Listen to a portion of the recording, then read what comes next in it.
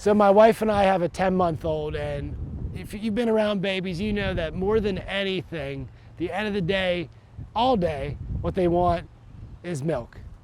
They want their bottle. They want their milk. In 1 Peter chapter 2, verses 1 through 3, Peter writes to the early church who's suffering persecution, but this is also a word for us today, of course, that therefore, rid yourselves of all malice and all deceit, of hypocrisy, envy, slander of every kind. Like newborn babies, crave pure spiritual milk, so that by it you may grow up in your salvation, now that you have tasted that the Lord is good.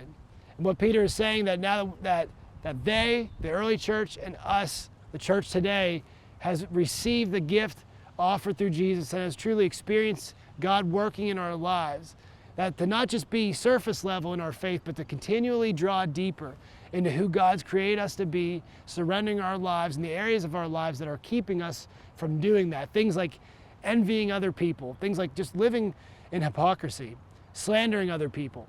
Right? Peter says, like newborn babies that desperately crave their milk pretty much all day long, to crave pure spiritual milk, the things of God. So my question for us this week is, what more spiritual milk do we need to crave? Not just be okay with or fit in our busy schedule, but crave like we desperately need it, like a baby needs its milk. Whether that's spending alone time with God in prayer, reading in His Word, weekly worship with other Christians, weekly community with other believers. What things in our lives do we need to experience more of? Do we need to crave more of? And also realizing how awesome is it that God wants us to experience Him, not just in big moments, but everyday life. So let's crave, like babies, like newborns, the spiritual things that God has for us, for our lives, to grow us deeper in relationship with Him.